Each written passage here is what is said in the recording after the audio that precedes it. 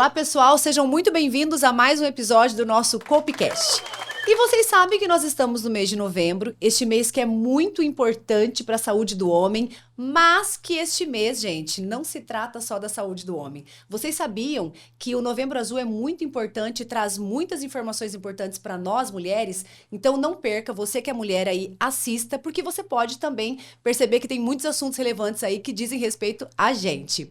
Então nós estamos aqui com o especialista, Dr. Ricardo de Lúcia, para trazer todas essas informações que nós temos, né, doutor? Muito obrigada por o senhor ter aceito, né, esse desafio aqui de passar por essa entrevista com a gente. Eu que agradeço o convite, é um prazer estar aqui.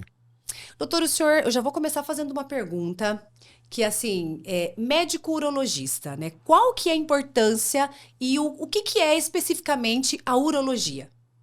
Sim, o médico urologista é um médico cirurgião, né? Então é um médico que faz cirurgia e que trata tanto de homens quanto mulheres. A gente trata do trato urinário, rins, bexiga, dos homens e das mulheres e da parte genital do homem, né?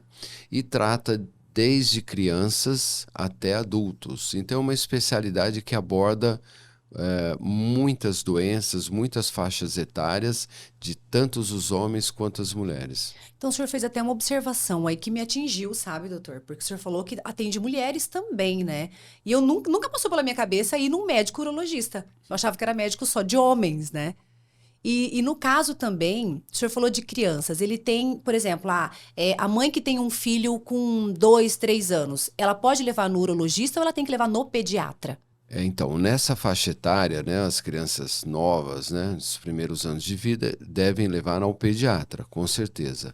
Mas o pediatra, sempre que houver alguma necessidade, no caso dos meninos que têm problema de fimose, ou que tem problema no testículo, ou que tem problema no desenvolvimento, o pênis às vezes não está crescendo, qualquer dúvida nesse sentido, ou que tenham problemas mais sérios, que às vezes são doenças que a criança nasceu, né, doenças congênitas no rim, na bexiga, aí eles encaminham para os urologistas. Não, e é importante a gente falar sobre isso, né, doutor? Porque nós, mães de meninos, né, me enquadro bem aí, porque eu sou mãe de 2 meninos, eu nunca pensei, né, nisso. Eu sempre levava no médico pediatra, tudo estava tudo certo, mas eu nunca pensei em passar eles, né, por uma consulta com o médico urologista. Sim, então nessa primeira faixa etária, sempre devem procurar os pediatras. E os pediatras vão orientar, né, e encaminhar quando necessário.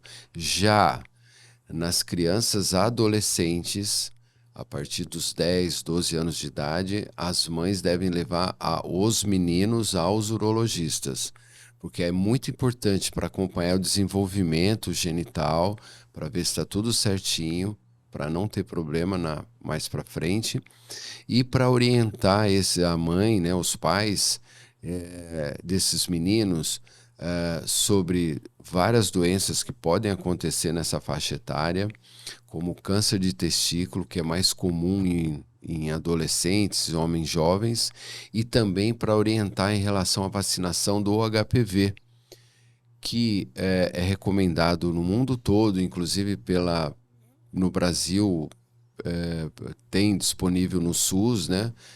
Pelo Ministério da Saúde é recomendado, tem campanhas, tanto as meninas quanto os meninos devem fazer a vacinação do HPV antes de iniciar a vida sexual. Porque hoje o HPV, que é o papiloma vírus humano, é uma infecção sexualmente transmissível mais comum do planeta. Mais de 50% das pessoas possuem esse vírus. Então é muito importante que esses meninos recebam essa vacinação, porque eles vão crescer, eles vão ter vida sexual ativa e aí evita um grande problema na vida deles e de suas parceiras. Porque antes essa vacina do HPV, doutor, ela era prevista só para as meninas, né? E por que então ele ampliou e o que causou então essa ampliação aí de meninos e meninas adolescentes terem que se vacinarem contra o HPV? Então, é verdade. No início, a vacinação, o público-alvo eram as meninas, mas viu que isso não deu resultado. E aí se expandiu para os meninos, porque os meninos, na maior parte das vezes, eles possuem o vírus e não têm sintomatologia. Então, eles são portadores assintomáticos. Então, eles vão ter relação, eles vão contaminar as parceiras sem saber, vamos dizer, Aham. tanto de um lado quanto de outro. Então, acaba não tendo sucesso. E hoje, só para complementar, o câncer de colo de útero, que infelizmente ainda mata muitas mulheres jovens no Brasil, é 100% relacionado com HPV, o câncer de pênis nos meninos e também o câncer de boca, de orofaringe e o câncer de ânus e reto. Então são vários tipos de tumores que você vai ter proteção usando a vacina do HPV. E assim, né, como que isso, é por isso que nós falamos aqui no começo que isso era um assunto para homens e mulheres, né, e para nós também aí, para a gente poder saber um pouquinho mais como funciona, porque muitas vezes a gente acha que realmente nós que adquirimos, né, nós que temos essa doença, e muitas das vezes, pelo que o senhor falou, ela é transmitida pelo homem, né, então os cuidados também que a gente tem que tomar, não só com a vacina, né, doutor, mas com o uso aí do preservativo, né, que Sim. daí elimina aí total, Sim, né. isso é tão importante que foi criado agora recentemente pelo governo o Novembrinho Azul, né? Que é, além do câncer de próstata no Novembro Azul dos homens, né? Mais velhos, mas dessas crianças, para evitar uma série de doenças, principalmente o HPV, que acomete essa faixa etária. Interessante. Eu tô pensando aqui, sabe, doutor, porque a gente teve aí o mês passado, o mês do Outubro Rosa, né? E a gente comentou até da importância dos homens também ouvirem, né, a entrevista para se atentarem para incentivar as mulheres, né? E hoje nós estamos aqui com o mês, né, de Novembro Azul, para que realmente também as mulheres sejam conscientizadas para que incentivem os homens a irem também fazer os exames, né? E aí agora o senhor me fala dos filhos também, né, do Novembrinho Azul, para que as mulheres também aí que são mães de meninos, né, para que também levem os filhos ao urologista, independente aí da idade, né, e que também incentive os filhos tanto na vacinação do HPV, que leve seus filhos para tomar, né, a vacina, e também na conscientização do preservativo, né, doutor? Sim, sim. E pegando um gancho no que você está falando, as mulheres sempre têm um papel fundamental. É muito comum o homem procurar o urologista e falar: ó, eu vim aqui porque minha mulher que marcou a consulta, ou eu vim aqui porque minha filha, que eu não aguento mais minha filha pegando no meu pé.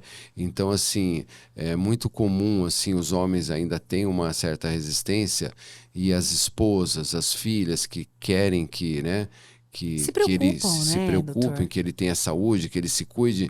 Então, as mulheres têm, sempre tiveram e continuam tendo um papel fundamental na saúde do homem.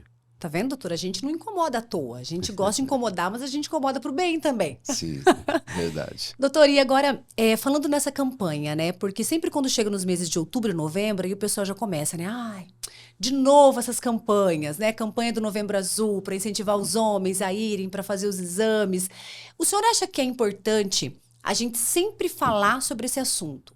Porque eu acho que é um assunto que nunca esgota, né, doutor? Que nem o senhor trouxe aqui agora o tema do Novembrinho Azul, que é super importante aí para a saúde do homem, né? É igual quem é religioso, nunca cansa de rezar, né? Orar. Sim, quanto mais a gente falar sobre isso, é melhor, mais a gente vai atingir pessoas, né? Isso é uma campanha mundial, não é uma campanha, foi uma campanha que foi criada na Austrália, depois disseminou para o mundo todo. É muito importante falar, levar informação, porque é a única maneira que a gente consegue salvar vidas, e a gente consegue salvar a vida de muitos homens, porque o câncer de próstata é uma realidade, e é uma realidade que vem aumentando cada vez mais. E agora, doutor, falando especificamente, né, do câncer de próstata, como que é feito a prevenção e o diagnóstico? A prevenção do câncer de próstata, a gente pode fazer algumas medidas, embora não sejam tão eficazes, é muito difícil de prevenir, né?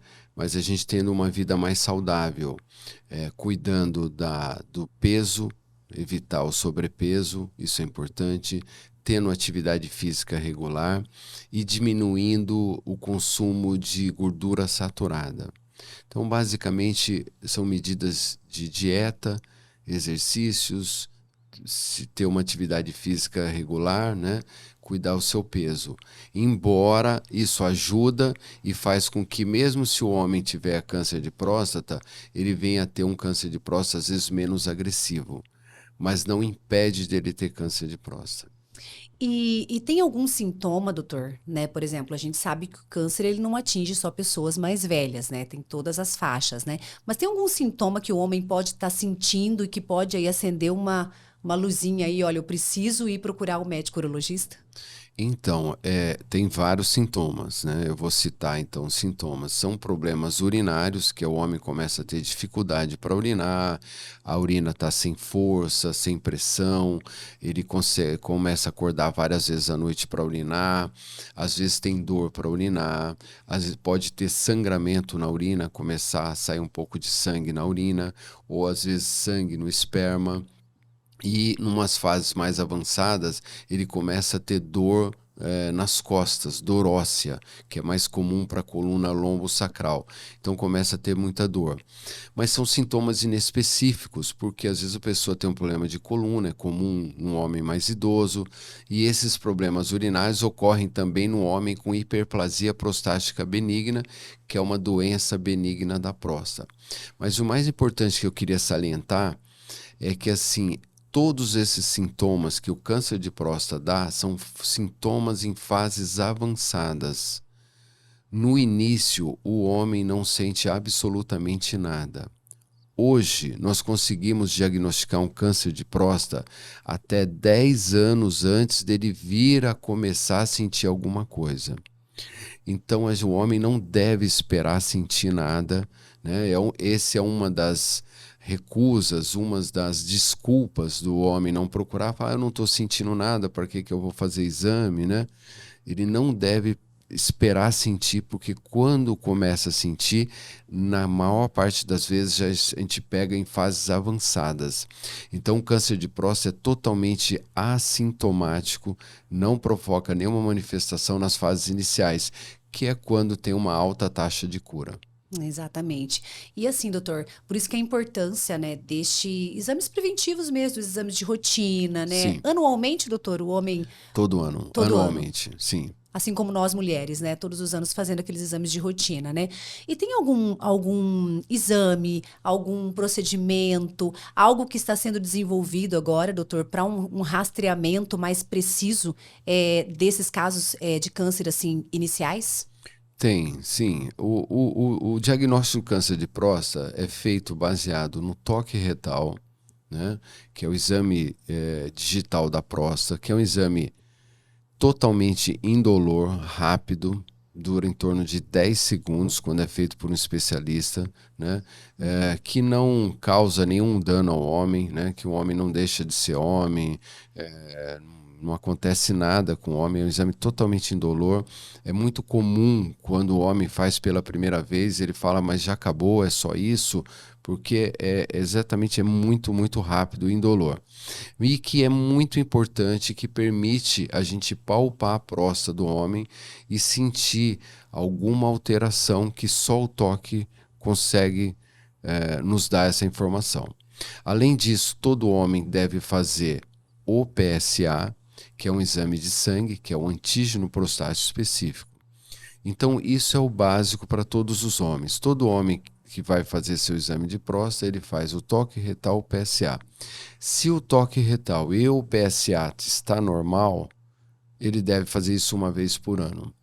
Quando surge dúvida no toque retal e no PSA, aí existem coisas que a gente vai lançar de acordo com cada caso. Aí a gente pode pedir uma ressonância da próstata, ressonância nuclear magnética da próstata, que nos ajuda a orientar sobre uma possível biópsia. Existem marcadores, essa é a novidade, além do PSA, mais específicos de exames de sangue, que quando o PSA está em dúvida, a gente pode lançar a mão. Mas, infelizmente, esses novos marcadores tumorais para câncer de próstata, eles ainda não estão disponíveis no SUS e ainda são exames muito caros, só restrito aos grandes centros. Mas eu acredito que nos próximos anos isso vai melhorar. Mas fazendo o PSA e o toque, a gente consegue fazer o diagnóstico da maior parte dos cânceres de próstata. Quando há dúvida, a gente faz ressonância e para confirmar uma suspeita, a gente faz a biópsia. Esses marcadores, doutor, que o senhor está falando, ele seria mais um exame também de sangue? Sim. Um exame de sangue? Sim. Ah, tá. Um de sangue e um de urina. Tem um de urina e tem de sangue também. E é importante o senhor falar isso porque muitas pessoas acham, né, que assim, fazendo o PSA dando normal, eu me livro do exame de toque, não preciso fazer. E o ideal, então, é os dois em conjunto, né? Não, o PSA ele falha muito. O PSA sozinho, o índice de falha é alto. Então, assim, infelizmente, se fosse assim, óbvio, ninguém faria o toque retal, não era necessário. Fazer o PSA é bom, mas só o PSA não garante. Já quando a gente associa o toque e o PSA, a gente tem um índice de acerto de 90%. Então, a gente deve sempre fazer os dois. É bem mais eficaz, né, doutor? Sim. E até o senhor tocou num assunto que é o exame de toque, né? O exame de toque é, assim, é o grande vilão aí, eu acho que é o que às vezes dificulta um pouco dos homens estarem indo, né? É porque a gente tem, indo aos consultórios para fazer os exames. Mas a gente tem muitas brincadeiras, né, doutor? Muita coisa que surge no Instagram, Sim. muita brincadeira envolvida, né? Tem muitas coisas, assim, para deixar, eu acredito que mais leve, né? O senhor acha que esses GIFs, esses memes, esses vídeos de Instagram que são divertidos, que trazem um pouco de humor, né, para esse mês mais especificamente, o senhor acha que contribui ou que ele atrapalha para trazer os homens para o consultório? Eu acho que contribui, eu acho que contribui. O brasileiro gosta de fazer piada, gosta de brincar, né? Eu não vejo nenhum mal nisso, eu não vejo nenhum mal nisso. Eu acho importante, quanto mais falar sobre o assunto, melhor, né? Desde que não seja, não fale nenhuma inverdade, né? Que não fale Que traga informação contra o relevante, exame, né? né? Que o exame não é necessário, mas fazer piada, brincadeira, isso eu não vejo nenhum problema. Quanto mais a gente falar e abordar o assunto, Sim, melhor, com né, doutor? certeza. E a gente, falando do câncer de próstata, ele é considerado, né, pelo Instituto do Câncer, Instituto do Câncer, né? Instituto Nacional do Câncer. Isso. Ele é considerado o segundo maior dentro dessa Nos doença homens. dos homens, né? Sim. Ele é o segundo câncer nos homens, né? O primeiro é o câncer de pele, né? Mas se você pegar a partir dos 50 anos de idade, o câncer de próstata é o primeiro, né? Então, A pegando... partir dos 50 anos, Sim, ele é o primeiro, está em sim, primeiro lugar. sim. Que coisa, né, doutor? Ele é muito Olha comum. As estatísticas indicam que 1 em cada 6 homens vão ter câncer de próstata durante sua vida. Olha só. Então, na verdade, se os homens mais jovens fizessem esses exames de rotina, diminuiria essa quantidade após os 50, né, doutor? Esse diagnóstico. Porque após os 50 anos são diagnosticados câncer de próstata porque não há uma prevenção anteriormente ou não tem essa... Não, não. O câncer de próstata é um câncer do homem idoso, né? Então é raro acontecer antes dos 50 anos de idade. E à medida que a gente vai envelhecendo, as chances de ter câncer de próstata aumentam, né? Então, assim, se fizesse antes não ia diminuir. Fazer o exame aproveitando, né? Às vezes é comum assim, o homem falar, eu faço todo ano e agora descobriu, então não adiantou nada eu fazer todo ano. Fazer os exames preventivos não vai te prevenir de vir ter a câncer, né? Não existe nada que hoje que a gente possa fazer de fazer com que esse homem não tenha câncer. Então o objetivo do diagnóstico precoce não é prevenir que ele tenha câncer, mas sim descobrir no início, Para que tenha detectar cura, né? porque aí sim a gente consegue literalmente curar esse paciente. Então pegar o mal no início, esse é o objetivo do diagnóstico precoce. Então, assim, resumindo assim uma mensagem que o senhor pode deixar para o pessoal para prevenir mesmo assim, como que os homens podem desempenhar um papel ativo na prevenção do câncer? Se cuide. E todos os homens, a partir dos 50 anos, estamos linha de frente, estamos na reta. Pode acontecer com qualquer um. Isso é importante dizer também, o câncer de próstata, tem um monte de artista famoso, esportista, então você pode ter uma vida regrada, você pode ter uma vida não regrada, você pode ser esportista, você pode ser rico, você pode ser pobre. O câncer de próstata, basta você ser homem a partir dos 50 anos de idade. Então, todos os homens estão na faixa de risco. Um dos homens mais ricos do mundo teve câncer de próstata, tem um monte de artista famoso. Então, assim, basta ser homem. Assim como a mulher, basta ser mulher, independente se é branca, se é negra, se é rica, se é pobre. O Toda fator mulher de risco, né? ser mulher. Ser E o mulher. homem é a mesma coisa. Então, assim, o homem tem que se cuidar, porque se ele descobrir no início, ele fica curado e ele vai viver décadas, 30, 40 anos, e vai acabar, ter uma sobrevida ótima, com ótima qualidade de vida, e vai morrer um dia de outros problemas, mas não disso. E doutor, qual é o maior desafio para vocês, médicos especialistas, no tratamento e realmente no diagnóstico inicial, assim, do câncer de próstata? O maior desafio é fazer com que a maioria dos homens façam seus exames, né? Que aí a gente vai descobrir no início e tratar. Feito isso, aí hoje em dia tem uma gama de tratamento muito grande. Desculpa. Então a gente consegue individualizar o tratamento para cada perfil de homem, para cada caso, né? Então, aí não existe desafios, é fácil de conduzir, é bem fácil de conduzir. Eu acho que o desafio está em fazer com que mais homens façam seus exames de rotina. Trazer esses homens para o consultório, né, doutor? Sim. E realmente, é bem o que o senhor falou mesmo. O fator de risco do homem é ser homem e o fator de risco da mulher é ser mulher. Então, todos nós precisamos aí nos cuidar, fazer os exames de rotina, né? Pra gente Sim. realmente prevenir, né? E também, assim, pra, se caso, né, tenha, pegar ali no início, ter o tratamento e ter realmente aí a chance de cura, que é o que a gente espera, Sim, né, doutor? sim, a gente ser proativo, né? A gente não esperar as coisas acontecerem, né? Não ficar, mas por que eu? Porque você não, porque você é homem, você passou dos 50 anos de idade, você está numa porcentagem altíssima de vir a ter esse problema, 1 em cada 6 homens. Então, faça seu exame, encare isso de frente e se descobrir, trate precocemente, você vai resolver isso e vai ficar livre desse problema. E assim, doutor, esse bate-papo está sendo bem esclarecedor mesmo, assim, né? Porque é que nem eu falei para o senhor, né?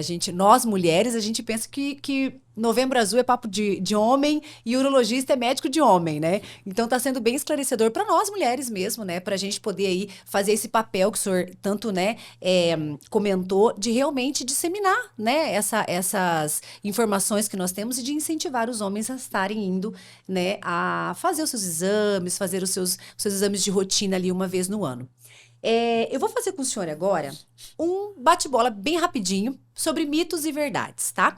Então, se é mito, se é verdade, mas se o senhor quiser complementar alguma pergunta, o senhor fica à vontade, tá, doutor? Que aqui, Ok. quanto mais informação, melhor, né? O câncer de próstata só afeta homens mais velhos? Mito ou verdade? É uma verdade, né? Embora não é comum, né? Mas embora em alguns casos a gente acomete homens a partir dos 40 anos de idade, mas isso é exceção. Mas de uma maneira geral, a partir dos 50 anos de idade. Mas que não invalida os exames de rotina, como o senhor mesmo disse, né? Sim. Que é uma coisa também que é importante a gente falar, né, doutor? Que o médico urologista, os exames de rotina não são só para diagnosticar o câncer de próstata, né? Tem várias outras doenças, várias outras, para cuidar da saúde do homem mesmo em geral, né? Que às vezes aí é um colesterol que tá alto, é uma glicemia que tá alta, né? Então não é só sobre isso, né, doutor? O médico urologista, né? Sim, sim, é verdade. A gente vê a saúde do homem como um todo, a gente vê a parte hormonal. Uma outra queixa comum nessa faixa etária são os transtornos de ereção, né? Então o homem começa a não ter um desempenho sexual como ele tinha antes. E muitas vezes a gente descobre que o problema é um diabetes, ou o problema é um problema de coração. Então a gente acaba descobrindo, por exemplo, a gente sabe hoje que ter disfunção erétil é na maior parte das vezes, é um predispor para ele vai ter problemas cardíacos depois, então a gente orienta esse Olha. paciente aí o cardiologista, então a gente acaba vendo a saúde do homem como um todo. Olha a importância de fazer os exames de rotina, de estar indo regularmente no médico, né, doutor? E realmente de falar tudo que tá sentindo, o que tá precisando ali, né? Sim, Porque o corpo ele fala, né, sim, doutor? Então, como é importante aí o médico urologista para os homens e para as mulheres, nós descobrimos isso agora, né? A presença de sintomas significa que o câncer já está em estado avançado? Mito ou verdade? verdade. O histórico familiar de câncer, doutor, ele aumenta o risco? Mito ou verdade? Verdade. Aumenta em 2 vezes para cada parente de primeiro grau. Então, se você teve, o meu pai teve câncer de próstata, você tem um aumento 2 vezes. Ah, eu tive um pai e um tio, 4. Eu tive um pai, um irmão e um tio, 6. Então, é o principal fator de risco para o câncer de próstata, a história familiar. Nossa, então quem tem histórico na família tem que ficar aí mais atento do que. Mais atento. A recomendação para os homens é todo homem a partir dos 50 anos começar a fazer seus exames e quem tem caso na família, que é o principal fator de risco, inicia 5 anos antes, a partir dos 45 anos de idade, que esse é o principal fator de risco. Nossa, doutor, olha que informação importante, né? Sim. O exame de toque é o único método eficaz de diagnóstico? Mito ou verdade? Mito, não é o único, é muito importante, mas ele não é o único. Complementa, né, Sim. doutor?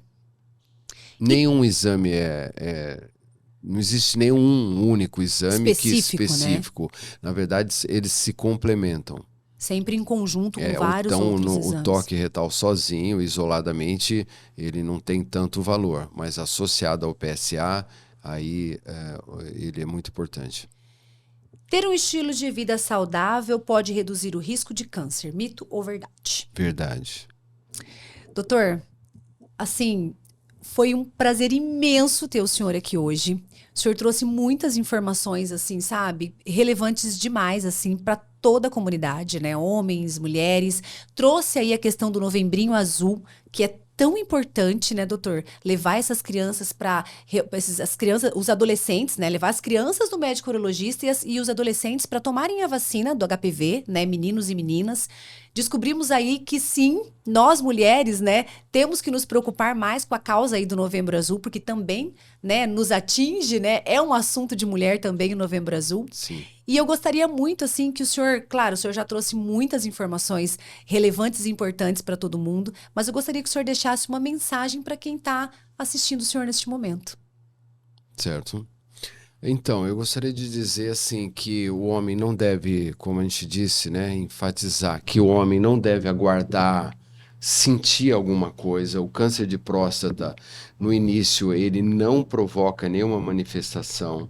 Na maior parte das vezes, quando o homem começa a sentir, já está numa fase avançada.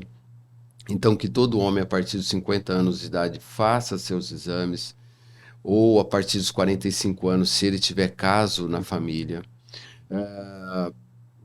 As mães incentivarem os seus maridos, os seus pais, né? E levarem os meninos a partir dos 10, 12 anos de idade para acompanhar o desenvolvimento genital, para ver, orientar sobre a saúde, explicar para esses meninos como que eles devem examinar seus testículos, que o câncer de testículo é o único câncer urológico que acometem homens jovens, geralmente adolescentes, ou adultos jovens na faixa de 20 anos, abrir um canal para que esses meninos nos conheçam e que procurem quando começar a ter vida sexual ativa, quando começar a ter os seus problemas sexuais, e orientar esses meninos sobre a vacinação do HPV, que o HPV é uma infecção sexualmente transmissível mais comum do planeta, mais de 50% dos homens e das mulheres possuem esse vírus. Então, a única maneira eficaz de evitar é a vacinação e que o homem cuide de sua saúde. Seja importante ele ter uma visão de que para ele viver, ele é responsável pela sua vida, ele deve fazer seus exames e procurar o médico anualmente. Doutor Ricardo, muito obrigada. O senhor tem algum Instagram, doutor, ou algum lugar assim, se as pessoas quiserem marcar uma consulta, né, quiserem estar tendo mais informações sobre o senhor, se o senhor puder passar para a gente? Sim, tenho rede social, é Delúcia Ricardo, né? E tem os telefones, mas depois a gente pode Não, passar. pode, a gente deixa aqui também os telefones disponíveis, né? Ok. Então, muito obrigada para você que assistiu, né, ao nosso episódio, esse episódio que é tão importante, né, para nossa comunidade. E se você gostou, é claro, não se esqueça de curtir, compartilhar. Se você ainda não é inscrito, se inscreva no nosso canal. E agora nós temos uma super novidade, nós também estamos no Spotify. Então, não deixe de nos seguir lá também. Muito obrigado e até o próximo episódio.